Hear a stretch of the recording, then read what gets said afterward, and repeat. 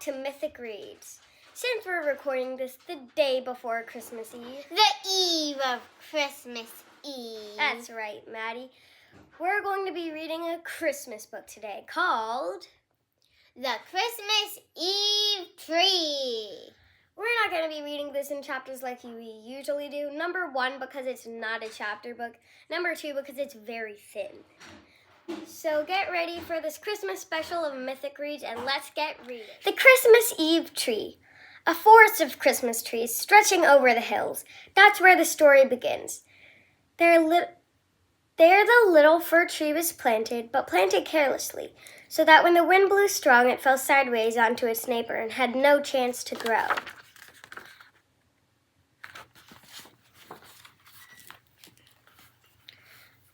The years went by until one December when the foresters dug up the trees for the Christmas market. The little fir tree, stunned and still tangled with its neighbor. It was loaded onto a trailer and driven down the highway city. "Oh my," it said breathlessly, for it was at the bottom of the pile.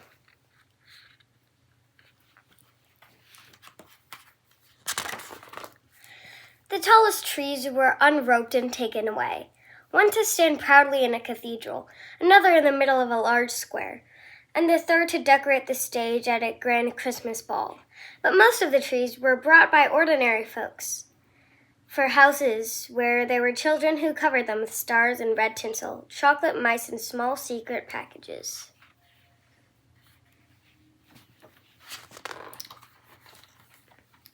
The little fir tree and its companion were taken to a large store where late on Christmas Eve they were the only trees still unsold.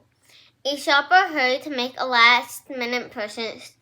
"You won't want this scraggly thing, miss," said the store clerk as he pulled the little fir tree from the branches of the bigger tree and tossed it aside.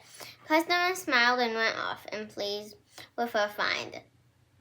But the little fir tree worried about what its fate might be.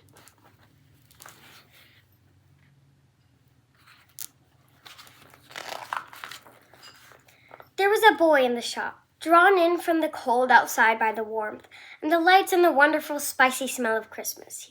He said, "You throwing that away? Could I have it?" The clerk looked at the little fir tree, hardly what you'd call a tree at all. He shrugged and handed it over. After all, it was Christmas Eve and the store would soon be closing. The boy went outside into the cheerless evening. He held the little fir tree carefully in front of him so that none of its crooked branches would get snapped off by shoppers on the sidewalk. He set off on the long walk to the river. On his way, he found a cardboard box and a trash can and brought it along too.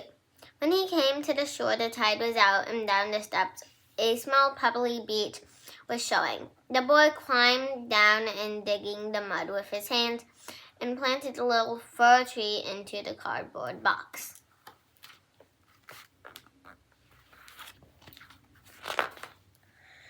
Near the steps, under the arches of a railway bridge, the boy had another cardboard box big enough to sleep in.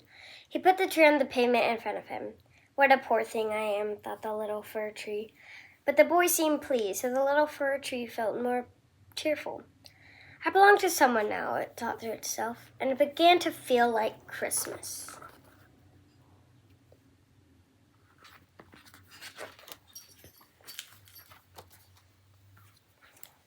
A passerby dropped the coin in the boy's lap. It was enough to buy him dinner. Instead, he crossed over to the newsstand and bought some candles and a box of matches. He attached the candles to the branches of the little fir tree. Now other people were returning to comb their cardboard boxes for the night. They gathered around the boy and the little fir tree, and an old street performer went an accordion sat down. And soon the notes of a Christmas song blended with the heavy rumble of the trains overhead. Everyone started to sing.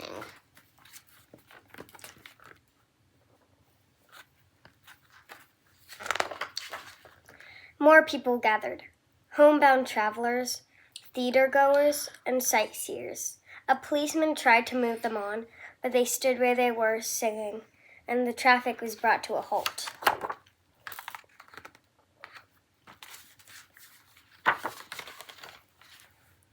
The candles burned steadily, and the old man played. And still the people sang. The little fir tree felt it would burst with happiness, because clearly the boy had forgotten that tonight he would be sleeping in a cardboard box under the railway arch, and that tomorrow he would not eat no turkey, but in a soup kitchen, if he was lucky. And here's a little pop-up page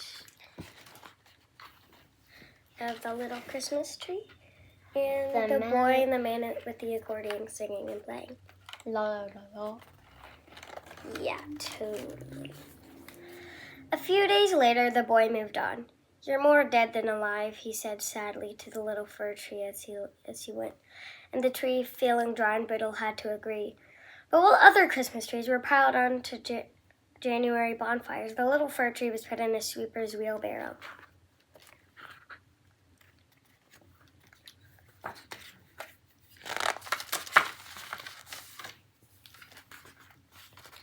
"There's a green shoot here," said the street sweeper, looking at the tree's roots, and slyly he planted it in the corner of the park.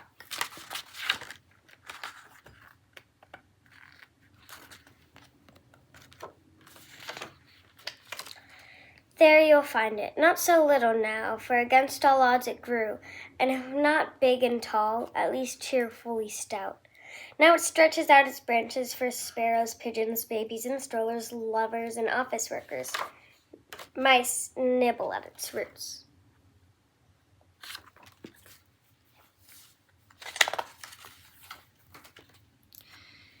And as the winter days shorten, the fir tree of its poor beginnings in the hills of that magical Christmas Eve and of sunny days in the park. Who would have thought, it says to itself, as it looks forward to another spring.